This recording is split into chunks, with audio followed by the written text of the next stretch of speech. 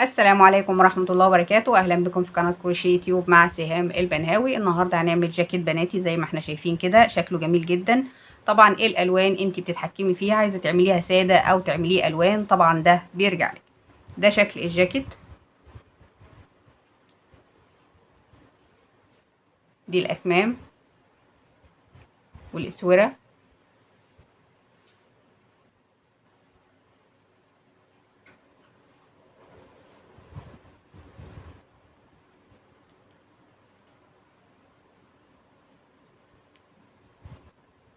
زي ما احنا شايفين كده شكله جميل جدا وسهل وبسيط.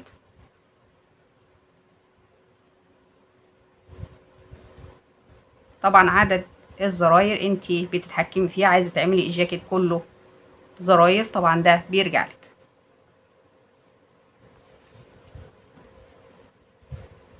ده شكل الجاكيت من الخلف.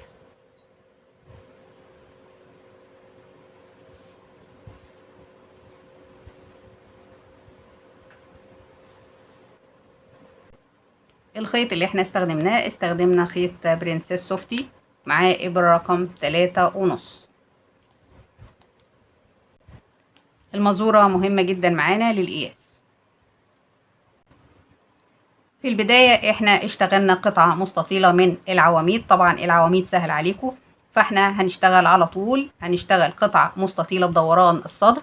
المقاس اللي احنا اشتغلناه النهاردة هو مقاس سمول، وعملنا 144 غرزة عمود زائد 1، يعني من مضاعفات العدد 12 زائد 1.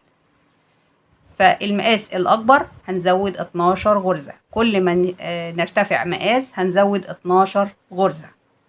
نفس الكلام في الكم، احنا ابتدينا ب36 غرزة زائد 1، برضو من مضاعفات العدد 12. طبعا ده في حالة انك هتستخدمي نفس الادوات. انا عندي مقاس سمول، طول حردة الابط من 17 ل 18 سنتي، ده مقاس سمول. طب مقاس ميديم، طول حردة الابط من 18 ل 19. مقاس لارج من 19 ل 20 طول حردة الابط، بالطريقة دي. وهنعمل برضو باقي المقاسات بنفس الخطوات.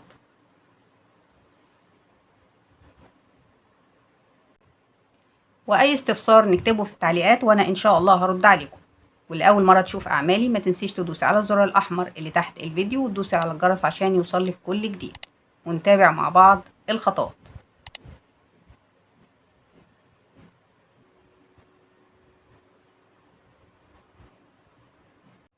في البداية أنا عملت قطعة مستطيلة بدوران الصدر. عندي كده عدد العواميد 145 عمود، 145 عمود. طبعا الخطوات سهلة، احنا بنعمل سلاسل وبعد كده بنشتغل العواميد. عندي هنا نص دوران الصدر، انا عندي كده القطعة كلها بدوران الصدر، لما طويتها بالشكل ده هتديني نص دوران الصدر. كده نص دوران الصدر للقطعة 43 سنتي، ده كده نص دوران الصدر للقطعة. عندي ارتفاع القطعة حوالي 15 سنتي. بعد كده بنحدد الماركر. عندي هنا 36 غرزة، 36 غرزة. وعندي الناحية التانية نفس الكلام 36 غرزة. انا بحط الماركر في الغرزة رقم 36. عندي هنا بقى في الظهر حددت 73 غرزة. فانا دلوقتي هبتدي شغل ناحية الصدر. هرتفع 1 2 3 والف الشغل، وهشتغل عمود فوق كل عمود لحد ما اوصل عند الماركر علشان نحدد حردة الابط. طبعا طول الجاكيت في ايديكي، عايزه تعمليه طويل او عايزه تعمليه قصير، بس في حاله انك هتعمليه طويل فهنشتغل على دوران الجناب.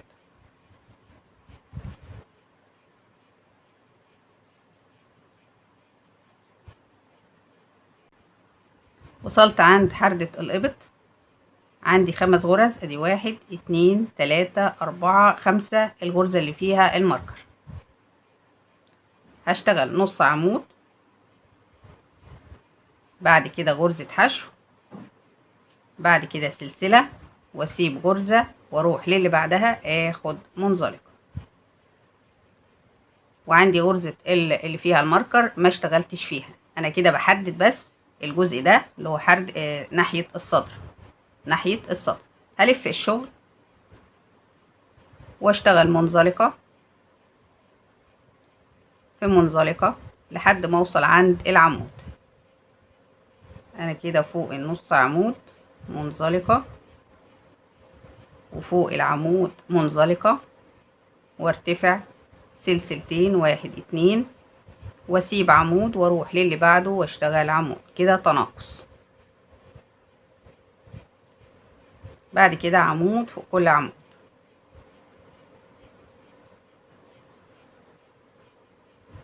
لنهاية السطر.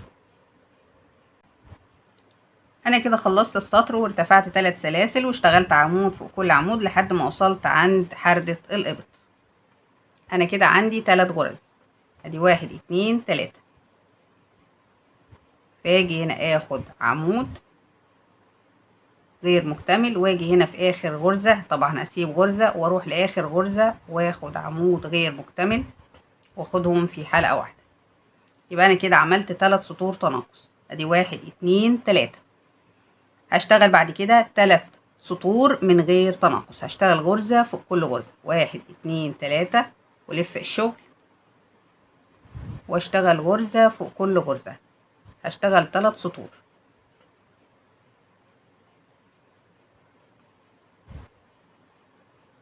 اكمل وارجع لكم. احنا دلوقتي عملنا 3 سطور تناقص، 1 2 3، وبعد كده عملنا 3 سطور من غير تناقص، 1 2 3. عندي هنا كان عندي 36 غرزة، اصبح عندي 31 عمود، 31 عمود. السطر الثاني بقى عندي 29 عمود، السطر الثالث بقى عندي 27 عمود. بعد كده الثلاث سطور 27 عمود فوق كل غرزة غرزة. دلوقتي هنعمل حردة الرقبة. يبقى انا كده عندي 27 عمود. هاجي هنا في اول غرزة واخد منزلقة، التانية منزلقة، التالتة منزلقة، وارتفع سلسلتين واسيب غرزة التانية واروح للتالتة اخد حشو،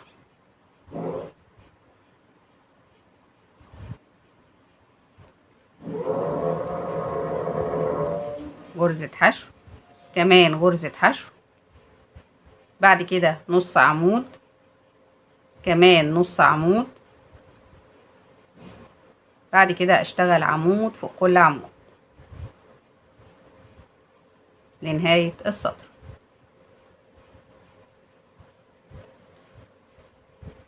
دي كده حردة الرقبة. انا كده خلصت السطر وارتفعت 3 سلاسل واشتغلت عمود فوق كل عمود. كان عندي 27 غرزة، بعد التناقص اصبح عندي 18 غرزة عمود. في السطر اللي احنا فيه ده هيبقى عندي 16 غرزة عمود.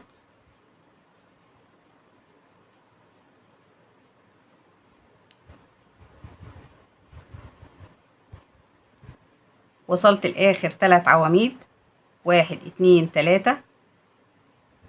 هاجي اخد عمود غير مكتمل واسيب غرزة واروح للي بعدها اخد عمود غير مكتمل واخدهم في حلقة واحدة. يبقى كده عندي عدد الغرز 16 عمود، 1 2 3 4 5 6 7 8 9 10 11 12 13 14 15 16. بعد كده ارتفع سلسلتين والف الشغل واسيب غرزة واروح للي بعدها اخد عمود. دي كده غرزة واحدة. بعد كده اشتغل عمود فوق كل عمود لنهاية السطر، هيبقى عندي 14 عمود.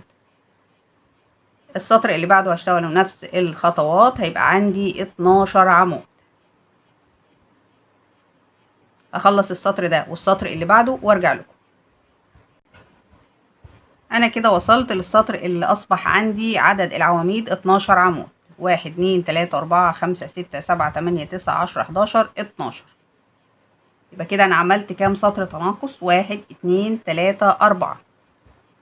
السطر اللي بعد كده هرتفع سلسلتين والف الشغل، وهاخد الغرزة اللي بعدها على طول. يبقى كده غرزة واحدة. كده اول غرزة، التانية، التالتة، الرابعة، الخامسة، 6، 7، 8، 9، 10، 11. آخر غرزة في تالت سلسلة من سلاسل الارتفاع. بعد كده ارتفع 3 سلاسل واشتغل عمود فوق كل عمود وارجع لكم عشان نعمل التناقص.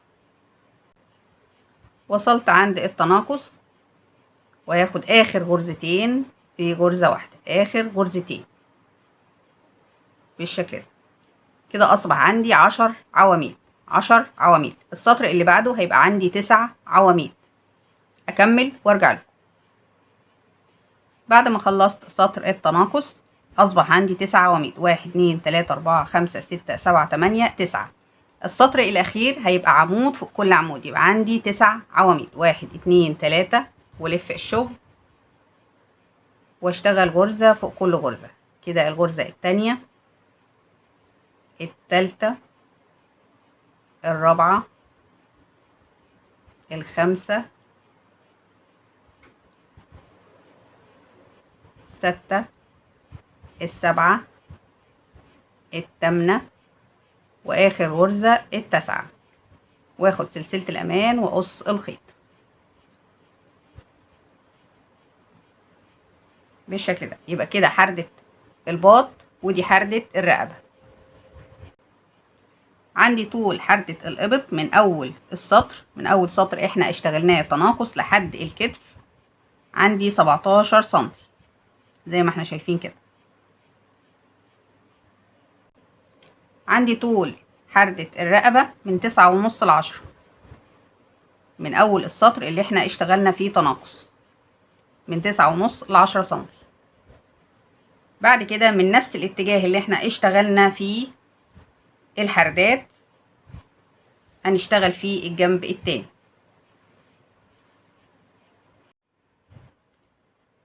هاجي هنا علشان نحدد الشغل. انا عندي الماركر ده تبع الظهر والماركر ده تبع حردة الإبط. هسيب الغرزة اللي فيها الماركر دي واروح للي بعدها واسحب الخيط.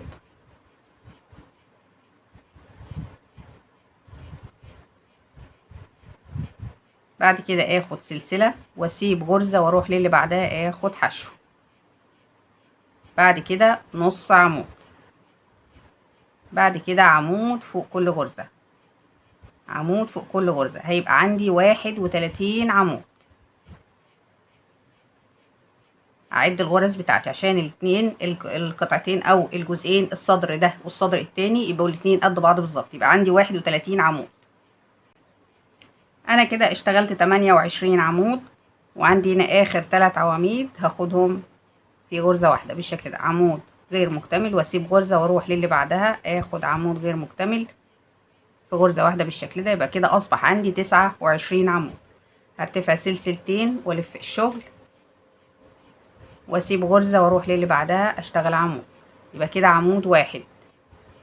بعد كده عمود فوق كل عمود، يبقى في نهاية السطر هيبقى عندي 27 عمود. بعد ما خلصنا الثلاث سطور تناقص 1 2 3 اشتغلنا 3 سطور من غير تناقص 1 2 3 27 غرزة. اصبح عندي 27 غرزة. عندي هنا في السطر الرابع بعد الثلاث سطور هنشتغل عمود فوق كل عمود لحد ما نوصل لنهاية السطر عشان نعمل حردة الرقبة. انا كده اشتغلت 18 عمود. بعد 18 عمود هشتغل نص عمود، كمان نص عمود. بعد النص عمود هشتغل غرزة حشو، كمان غرزة حشو. بعد كده سلسلتين واسيب غرزة التانية وادخل في التالتة منزلقة في منزلقة في منزلقة، واقص الخيط علشان ابتدي من فوق العمود. الف الشغل. بعد كده هسيب طبعا الجزء اللي هو التناقص ده كله بعد السلسلتين، حشو حشو، نص عمود نص عمود، هاجي فوق العمود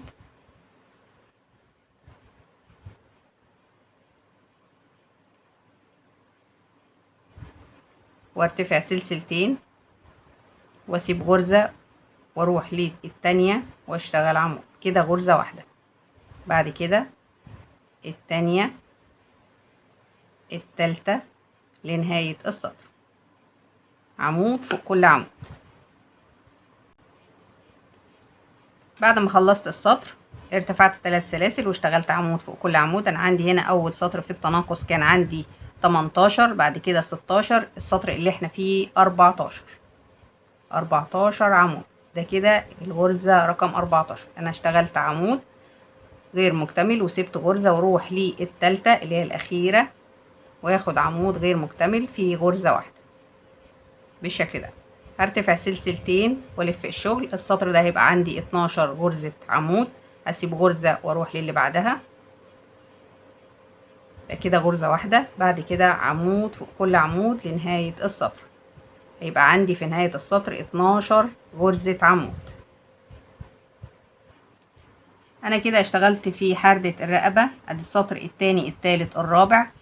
طبعا شلنا من السطر التاني، عندي هنا السطر الاول كان عندي 18 عمود، التاني اللي فوقيه بقى 16 عمود، اللي بعده 14 عمود، اللي بعده 12 عمود. عندي السطر ده هنشتغل 11 عمود. انا كده اشتغلت 10 عواميد. اخر عمود هشتغل عمود غير مكتمل، واخر غرزة عمود غير مكتمل في غرزة واحدة. كده اصبح عندي 11 عمود. السطر اللي بعده العمود اللي بعده على طول باخد عمود، يبقى كده غرزة واحدة بس، واشتغل عمود فوق كل عمود. في السطر ده هيبقى عندي 10 عواميد.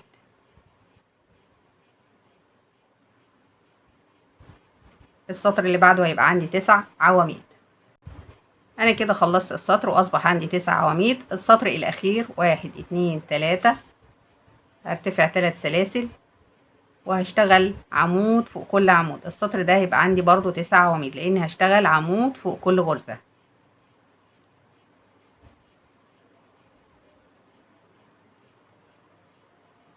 زي ما احنا شايفين كده، عمود فوق كل عمود. واخر غرزة في ثالث سلسلة من سلاسل الارتفاع، وياخد سلسلة الامان وقص الخيط.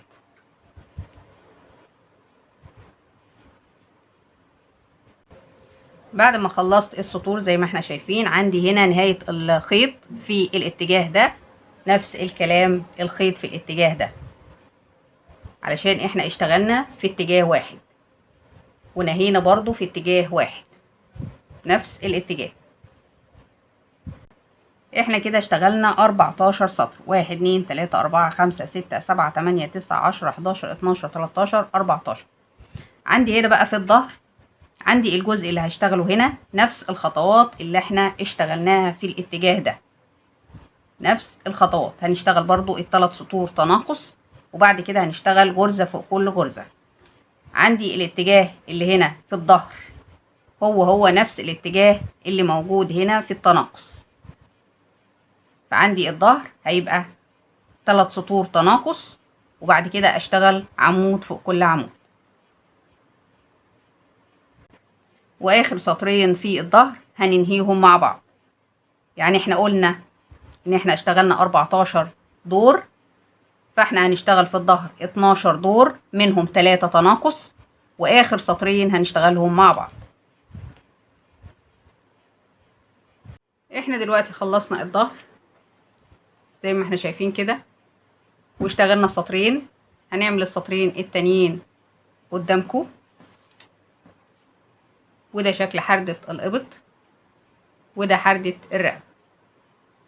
الناحية التانية نفس الكلام،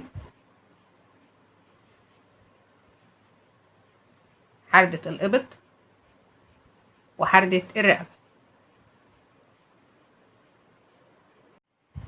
احنا اشتغلنا في الاتجاه ده كده، فعندي هنا 1 2 3 4 5 6 7 8 9 10 11 12 غرزة. فهعد من هنا، فاحنا شغالين في الاتجاه ده، فهنمشي في الاتجاه ده.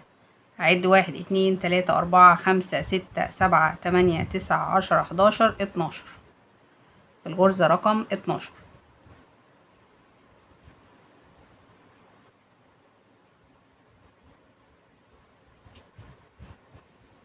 فهرتفع سلسلتين واسيب غرزة واروح للي بعدها اخد عمود.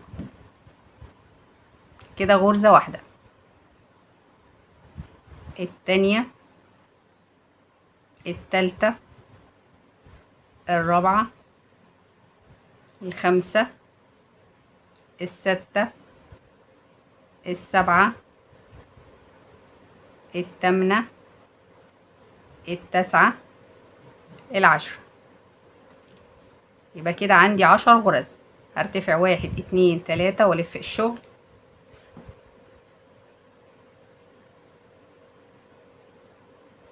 الغرزة التانية، التالتة، الرابعة، الخامسة، الستة، السبعة، التامنة، التاسعة. هاخد غرزة عمود غير مكتمل، واخد اخر غرزة عمود غير مكتمل، واخدهم في حلقة واحدة. يبقى كده عندي 9 غرز، 1 2 3 4 5 6 7 8 9. هاخد سلسلة الامان واقص الخيط.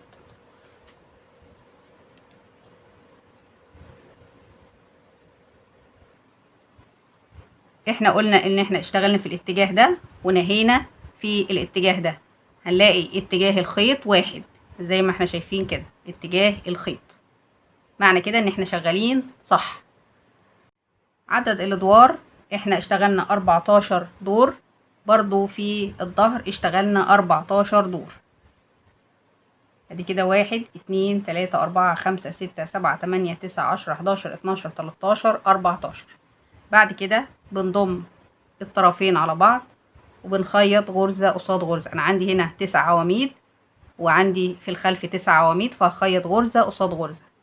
نفس الكلام الناحية التانية، غرزة قصاد غرزة بالخيط والإبرة.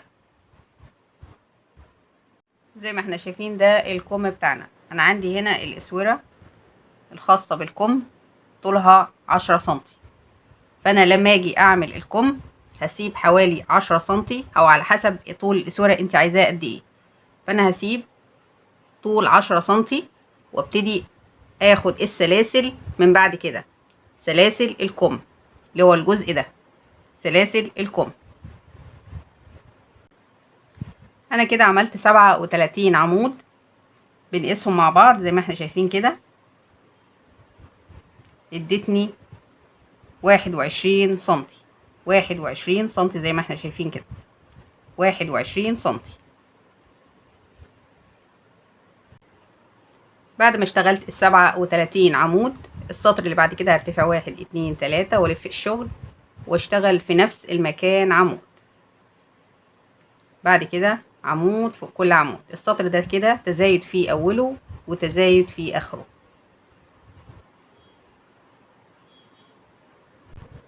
وصلت لنهاية السطر واخر غرزة برضو هنشتغل 2 عمود في نفس المكان. يبقى اول غرزة واخر غرزة 2 عمود. السطر الثالث هرتفع 1 2 3 واشتغل عمود فوق كل عمود. السطر ده من غير تزايد، عمود فوق كل عمود.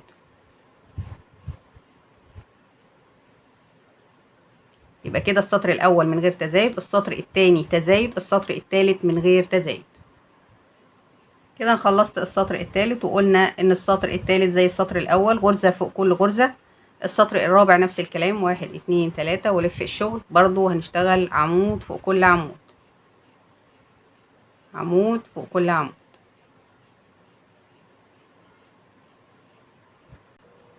وصلنا لاخر السطر، وعندي هنا في ثالث سلسلة من سلاسل الارتفاع بشتغل اخر عمود. وقلنا السطر الثالث والرابع من غير اي تزايد. السطر الخامس 1 2 3 بمثابة عمود، وفي نفس المكان عمود، يبقى السطر الثاني والخامس تزايد في اول السطر ونهايته. بعد كده نشتغل عمود فوق كل غرزة. وصلت لنهاية السطر واخر غرزة هشتغل 2 عمود في نفس المكان بالشكل ده. يبقى السطر الثاني والخامس تزايد، وعندي الاول والثالث والرابع من غير تزايد، وهمشي بالنمط ده لحد ما اوصل للطول المناسب للكم. زي ما احنا شايفين كده احنا هنعمل 22 سطر. السطور التزايد عندي السطر الثاني والخامس طبعا احنا عملناه مع بعض، والسطر الثامن تزايد، السطر ال11 ال13 ال15 ال17 ال19 ال21. السطور دي اللي هنعمل فيها تزايد، وباقي السطور طبعا من غير تزايد، هنشتغل غرزة فوق كل غرزة. اكمل وارجع لكم. زي ما احنا شايفين كده انا عملت 22 سطر، 1 2 3 4 5 6 7 8 9 10 11 12 13 14 15 16 17 18 19 20 21 22. دلوقتي هنشتغل التناقص. هرتفع سلسلة والف الشغل، وعندي في تاني غرزة هشتغل حشو، بعد كده نص عمود، بعد كده هنشتغل عمود فوق كل غرزة، عمود فوق كل غرزة.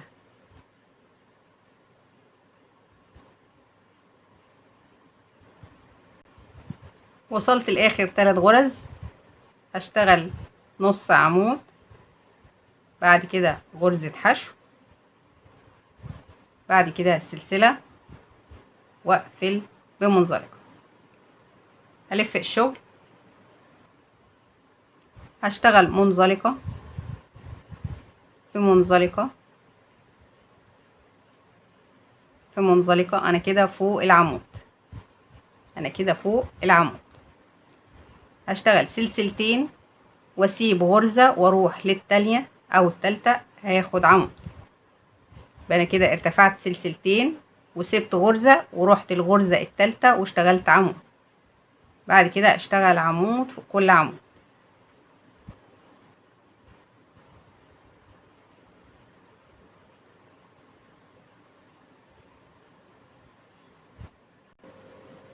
وصلت عند اخر 3 عواميد، 1 2 3 هاخد عمود غير مكتمل واسيب غرزة واروح لاخر عمود واخد عمود غير مكتمل في غرزة واحدة بالشكل ده. السطر اللي بعد كده هاخد سلسلتين والف الشغل واشتغل عمود بالشكل ده في الغرزة التانية، واخدهم مع بعض، يبقى كده غرزة واحدة، بعد كده عمود فوق كل عمود لنهاية السطر، وهنشتغل برضو تناقص.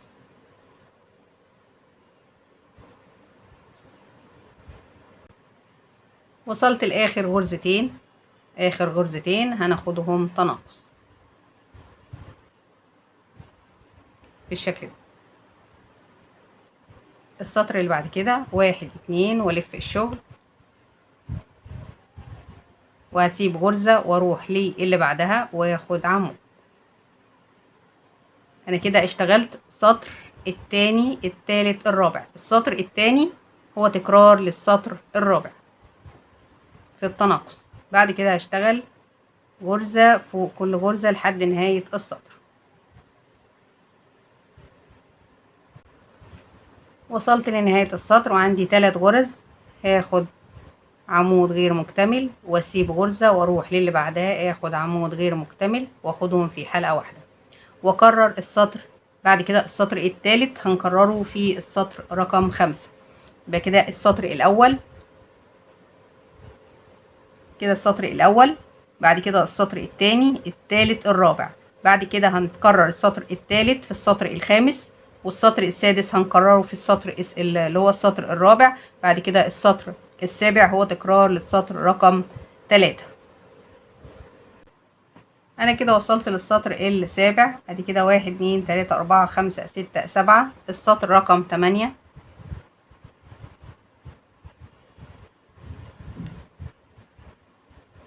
هرتفع سلسلتين والف الشغل واسيب غرزة واروح للي بعدها اخد عمود.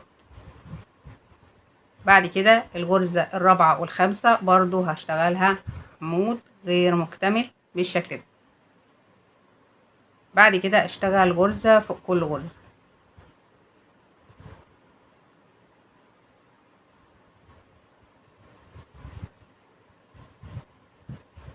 بالشكل ده. وصلت لنهاية السطر وعندي 5 غرز، 1 2 3 4 5. هشتغل اول والتاني غرزة تناقص، بعد كده عمود واسيب غرزة واروح للي بعدها اخد عمود غير مكتمل واخدهم في حلقة واحدة، وارتفع سلسلتين واشتغل نفس الخطوات اللي اشتغلناها في السطر الثامن هنشتغلها في السطر التاسع. احنا كده خلصنا السطر التاسع نفس خطوات السطر رقم 8. السطر الاخير هنرتفع سلسلة ونلف الشغل وهنسيب غرزة ونروح للي بعدها وناخد حشو. بعد كده نص عمود، الغرزة الخامسة برضو نص عمود، بعد كده عمود. كده 1 2 3 4 5 6 7 8 9. يبقى كده 9 عواميد. بعد كده هنشتغل نص عمود، كمان نص عمود، بعد كده حشو سلسلة واسيب غرزة واروح لاخر غرزة واخد منزلقة واخد سلسلة الامان واقص الخيط. ده كده شكل التناقص. دلوقتي هنشتغل مع بعض الاسورة. طبعا لو انت حابة تشتغليه كله سادة طبعا ده بيرجع لك. هنيجي هنا في اول غرزة ونسحب الخيط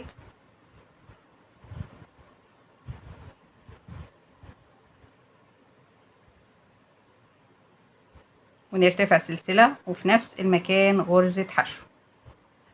هنرتفع 1 2 3 4 وهنسيب غرزة التانية التالتة وفي الرابعة هناخد حشو. 1 2 3 4 ونسيب غرزة التانية التالتة وفي الرابعة حشو، ونكرر لنهاية السطر. وصلت لنهاية السطر وهرتفع 1 2 3 4 واسيب غرزة التانية التالتة وفي الرابعة هاخد حشو. انا عندي الغرز من مضاعفات العدد 12. 3 في 12 ب36، 12 زائد 1. انا عندي هنا 37 غرزة، 37 عمود. وعندي الشغل اللي على الاسورة من مضاعفات العدد 12، يعني 12 في 3 ب36 زائد 1 يبقى 37، 37 غرزة. بعد كده ارتفع السلسلة والف الشغل. ليه انا قلت 12 في 3؟ انا عندي هنا في الاسورة عندي 3 وحدات زي ما احنا شايفين كده. ادي وحدة، التانية، التالتة، يبقى 12 في 3 ب36، وقلنا من مضاعفات العدد 12 زائد 1 يعني 37. طب لو انت هتعملي 4 وحدات يبقى 12 في 4 ب48 زائد 1 يبقى هتعملي 49 عمود. 49 عمود. احنا عملنا 37 عمود في البداية. بعد الحشو هرتفع سلسلتين واخد حشو في اول فراغ، بعد كده تاني فراغ هشتغل عمود، التاني، التالت، بعد كده 1 2 3 3 سلاسل، واجي هنا في نفس المكان واخد حشو، وارتفع 1 2 3 وفي نفس المكان اخد عمود التاني التالت، والفراغ اللي بعده اخد حشو بالشكل ده. ده شكل الغرزة بتاعتنا. 1 2 3 واخد حشو في الفراغ اللي بعده. الفراغ اللي بعده اخد عمود التاني التالت، 1 2 3 3 سلاسل وبعدين حشو في نفس المكان، 1 2 3 واخد برضو 3 عواميد في نفس المكان. الفراغ اللي بعده حشو، 1 2 3 3 سلاسل والفراغ اللي بعده حشو. عندي هنا الفراغ اللي قبل الاخير هاخد عمود التاني التالت، بعد كده 1 2 3 3 سلاسل وفي نفس المكان حشو، 1 2 3 في نفس المكان اخد عمود التاني التالت. اخر فراغ هاخد حشو، بعد كده سلسلتين، وعندي هنا في غرزة الحشو هاخد حشو زي ما احنا شايفين كده. ده شغل الاسوار واضح وبسيط وسهل. عشان كده بقول لكم احنا ضربنا ال 12 غرزة اللي هي من مضاعفات العدد، 12 في 3 ادتني 36 زائد 1 يعني 37 غرزة. فلو هتعملي 4 وحدات يبقى هنضرب 12 في 4 هتدينا 48 غرزة زائد 1 يبقى هنعمل 49 غرزة. ده لو انت هتعملي مقاس اكبر. بعد كده نرتفع 1 2 3 ونلف الشغل. عندي هنا في السلسلتين هشتغل عمود كمان عمود، يبقى كده عندي في البداية 3 عواميد، بعد كده 3 سلاسل، وعندي هنا في السلاسل اللي موجودة في الغرزة هاجي هنا في السلاسل واخد حشو، هي شبه غرزة الصدفة. بعد كده 1 2 3 4 واروح على السلاسل التانية واخد حشو، بعد كده 1 2 3 وعندي هنا في السلاسل اللي بين الصدفة دي والصدفة دي هاخد عمود التاني التالت، بعد كده 3 سلاسل واروح على السلاسل اللي موجودة في الصدفة واخد حشو، وارتفع 1 2 3 4 وفي السلاسل التانية اخد حشو بالشكل ده.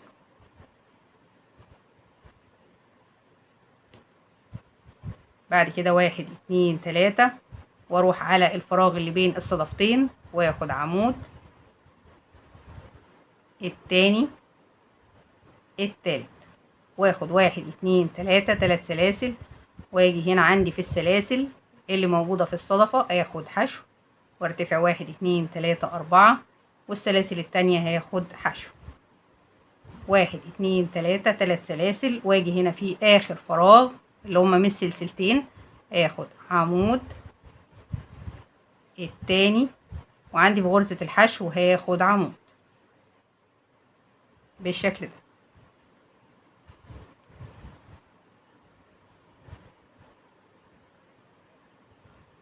بعد كده ارتفع السلسلة والف الشغل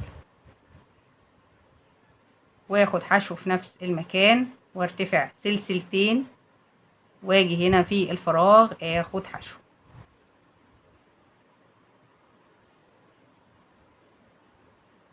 عندي هنا في الاربع سلاسل اللي موجودين في الصدفة هاخد عمود التاني التالت، بعد كده 1 2 3 واخد حشو في نفس المكان، 1 2 3 واخد 3 عواميد في نفس المكان، بعد كده اخد حشو وارتفع 1 2 3 وعندي هنا 3 عواميد اخد في السلاسل اللي بعدهم حشو، وادخل على الفراغ اللي موجود فوق الصدفة واخد عمود التاني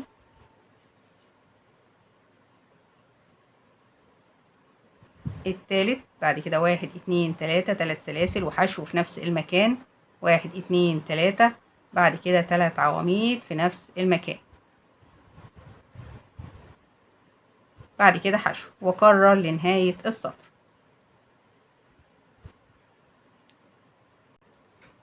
وصلت لنهاية السطر. بعد كده هاخد حشو في الفراغ، بعد كده سلسلتين، واجي هنا في تالت سلسلة من سلاسل الارتفاع واخد حشو. بعد كده ارتفع 1 2 3 والف الشغل، وعندي هنا في السلسلتين هاخد عمود، كمان عمود، يبقى كده البداية 3 عواميد. بعد كده 1 2 3 3 سلاسل، واجي هنا اخد حشو، 1 2 3 4، وعندي في السلاسل التانية اخد حشو، 1 2 3 3 سلاسل، وعندي هنا في السلاسل اخد 3 عواميد، نفس الخطوات اللي احنا اشتغلناها قبل كده. بعد كده 1 2 3، بعد ال3 عواميد 3 سلاسل، هاجي هنا في السلاسل واخد حشو، 1 2 3 4 4 سلاسل، واجي هنا في السلاسل اخد حشو بالشكل ده. بعد كده 1 2 3، واجي هنا اخد 3 عواميد في الفراغ اللي فوق ال3 عواميد. بعد كده 1 2 3، واخد في السلاسل حشو، 1 2 3 4، السلاسل التانية حشو بالشكل ده. بعد كده 1 2 3، وعندي هنا اخر فراغ هشتغل عمود التاني، وعندي هنا في الحشو هشتغل اخر عمود، واكرر نفس الخطوات للطول اللي انتي محتاجاه. انا عملت 5 وحدات، 5 وحدات. انت عايزه تعملي اكتر من كده او اقل من كده طبعا ده بيرجع لك. عندي 1 2 3 4 5. طبعا انت عايزه تعملي اكتر من كده او اقل من كده طبعا ده بيرجع لك على حسب ارتفاع او طول الاسوره. زي ما احنا شايفين كده ده طول الكم 45 سنتي. انا عندي التناقص لوحده 11.5 سنتي، 11.5 سنتي، ده كده طول التناقص. عندي الجزء اللي احنا عملنا فيه تزايد ده طوله 24.5 سنتي، يعني حوالي 25 سنتي، حوالي 25 سنتي. عندي الجزء اللي هو الاسوره 9.5 سنتي، يعني حوالي 10 سنتي بالشكل ده، حوالي 10 سنتي. طبعا طول الكم في ايديكي. عندي الجزء اللي هو التزايد من 32 ل 33، من 32 ل 33. احنا كده بعد ما قفلنا الجاكيت زي ما احنا شايفين كده، انا كده على ظهر الجاكيت بعد ما نضفت الخيوط كلها رحت مركبه الكم الاولاني، وهنركب مع بعض الكم التاني.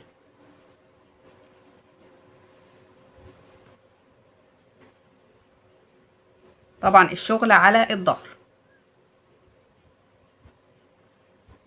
فانا عندي هنا 9 عواميد، انا عندي هنا 9 عواميد، عديت 1 2 3 4 5، وفي الغرزه رقم 5 حطيت الماركر. في الغرزه اللي فيها الماركر هاجي هنا عند نقطه الكتف اللي هي الخياطه، وهركب الماركر بالشكل ده. علشان اركب الكم انا عندي هنا عمودين تحت الابط. العمود الاولاني هجيب الطرف ده واحطه بالشكل ده، هجيب الماركر واجيب الطرف ده اللي هنا كده في الكم، واجي هنا عند العمود اللي هو ناحية الصدر واحط الماركر بالشكل ده. بعد كده بفرد الشغل بالطريقة دي واركب الماركر بحيث ان هو يسهل عليا الخياطة.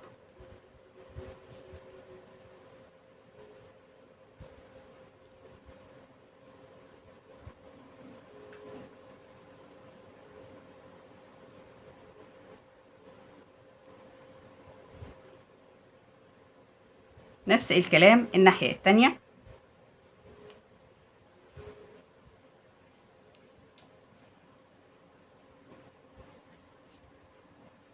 برضو بركب الماركر، هاجي هنا عند العمود واجي هنا عند الطرف التاني من الكم واركب الماركر وافرد الشغل بالطريقة دي.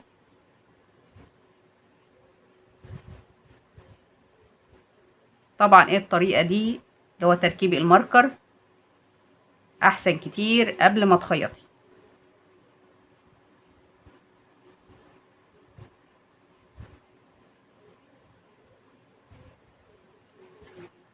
فده بيبقى شكل الكم، زي ما قلتلك بيسهل عليكي الخياطة. نفس الكلام الناحية التانية زي ما احنا شايفين كده. بعد ما بتخيطي داير ما يدور هيبقى عندنا الشكل ده. وقلتلك ان احنا بنشتغل على الظهر. بعد كده بتقلبي الشغل على الواجهة، ده بيبقى شكل الكم.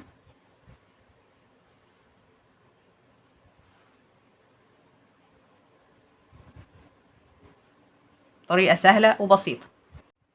انا كده خلصت الكنار. طبعا خطوات الكنار هي نفس خطوات الاسورة. في معلومة تاني، عندي هنا الصدفات بتبقى على واجهة الجاكيت، على واجهة الجاكيت. يعني تعملي السلاسل من الظهر، وبعد كده الوش التاني هنعمل الصدفة، بعد كده السلاسل وبعدين الصدفة، السلاسل وبعدين الصدفة، علشان الصدفات تبقى على واجهة الجاكيت. دلوقتي هنعمل مع بعض الرقبة. هاجي هنا في اول غرزة واشبك الخيط،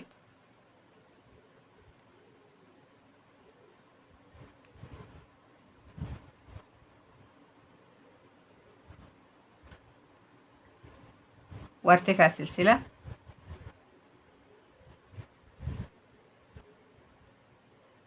في نفس المكان غرزة حشو.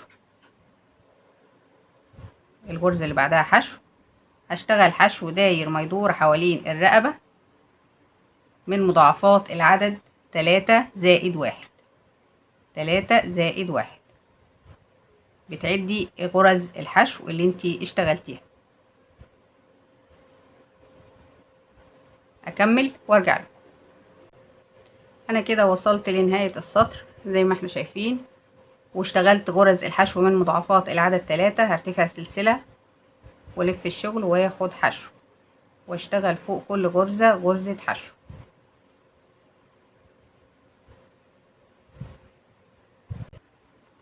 وصلت لنهاية السطر زي ما احنا شايفين كده. السطر اللي بعد كده هرتفع 1 2 3 والف الشغل واشتغل عمود في نفس المكان، كمان عمود، واسيب غرزة التانية وفي التالتة هاخد حشو وارتفع 1 2 3 واخد عمود في نفس المكان، كمان عمود، واسيب غرزة التانية وفي التالتة اخد حشو بالشكل ده.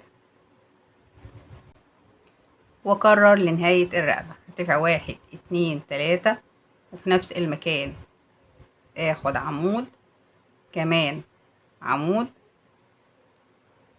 واسيب غرزة التانية وفي التالتة اخد حشو.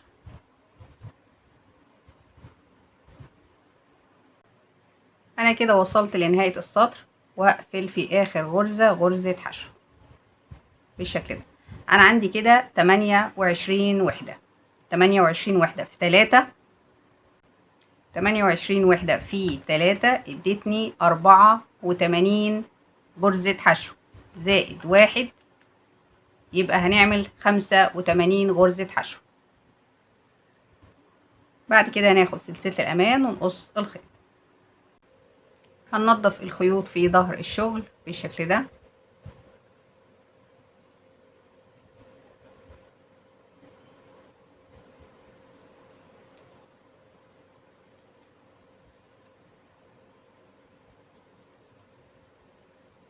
ده كده واجهة الشغل. ده بيبقى شكل الياقة بتاعتنا زي ما احنا شايفين، شكلها جميل جدا. نفس الخطوات اللي احنا اشتغلناها، احنا اشتغلنا سطرين وقلنا ان غرز الحشو من مضاعفات العدد 3 زائد 1. هنشتغل نفس الكلام في الجنب اللي هو الصدر الشمال، هنشتغل برضو غرز حشو من مضاعفات العدد 3 زائد 1، سطرين حشو، وبعدين هنشتغل غرزة الفاونديشن اللي موجودة على الرقبة. اكمل وارجع لكم. انا كده عملت الصدر الشمال، الكنار اللي موجود على الصدر الشمال. اشتغلت 1 2 3 4 5 6 7 8 9 10 11 12 13 14 15 16 17 18 19 وحدة. 19 في 3، 19 في 3 ادتني 57 غرزة زائد 1، يبقى هنعمل 58 غرزة حشو. الجنب ده برضو هنعمل فيه 58 غرزة حشو، بس هنعمل مع بعض الجنب ده علشان العراوي. فانا هاجي من هنا من اول السطر واشتغل غرزة حشو، السطر كله غرز حشو. بنعد طبعا غرز الحشو بحيث ان الجنبين يبقوا قد بعض في عدد الغرز. كده 1 2 3 4 5 6 7 8 9 10 11 12 13 14 15 16 17 18 19 20. وهشتغل بنفس النمط لنهاية السطر. عدد الغرز قلنا زي بعض، الجنبين بيبقوا نفس عدد الغرز. آخر السطر 57 58 غرزة حشو. هرتفع سلسلة والف الشغل واخد اول غرزة حشو في السطر. بعد ما خدت اول غرزة حشو هشتغل سلسلتين واسيب غرزة التانية، وفي التالتة اخد حشو. 1 2 3 4 5 6 7 8. بعد كده سلسلتين واسيب غرزة التانية واشتغل حشو، التانية، التالتة، الرابعة، الخامسة، 6، 7، 8، واشتغل سلسلتين واسيب غرزة التانية، وفي التالتة حشو، التانية، التالتة، الرابعة، الخامسة، 6، 7، 8، وهشتغل بالطريقة دي لنهاية السطر. عايزة تعملي جاكيت كله زراير هتمشي بنفس الخطوات. عايزة تعملي بس زرارين او 3 في بداية الرقبة عند الصدر من فوق، طبعا ده كله بيرجع لك. هكمل وارجع لكم. بعد كده في نهاية السطر برتفع 3 سلاسل واشتغل عمود في نفس المكان، كمان عمود، واسيب غرزة التانية، وفي التالتة اخد حشو. 1 2 3، وفي نفس المكان عمود، التاني، واسيب غرزة التانية، وفي التالتة حشو، واشتغل بالطريقة دي لنهاية السطر. برضو عدد غرز الفاونديشن 19 غرزة زي ما احنا اشتغلنا في الجنب الاولاني. انا كده خلصت السطر زي ما احنا شايفين. هنشوف بقى الزراير. طبعا انا جايبة نوعين من الزراير، حجمين، حجم صغير وحجم كبير على حسب العروة زي ما احنا شايفين كده.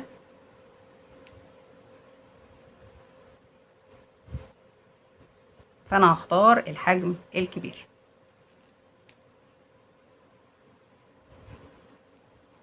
حجم الزرار حوالي 1.5 سم، الزرار 1.5 سم، عندي الزرار الصغير سنتي.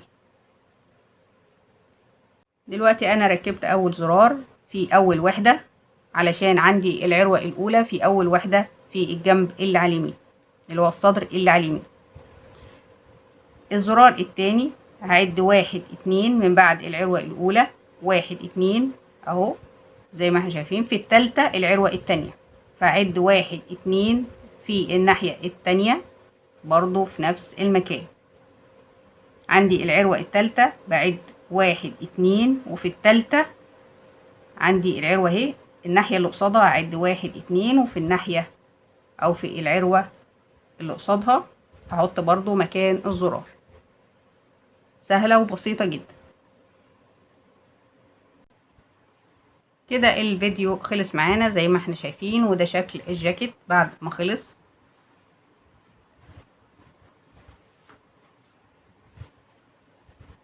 شكله جميل جدا.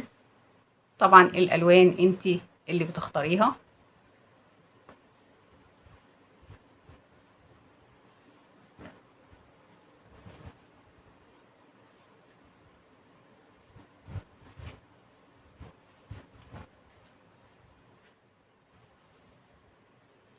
اتمنى يكون الفيديو عجبكم، واللي اول مره تشوف اعمالي ما تنسيش تدوسي على الزرار الاحمر اللي تحت الفيديو وتدوسي على الجرس عشان يوصلك كل جديد. اشوفكم على خير، مع السلامه.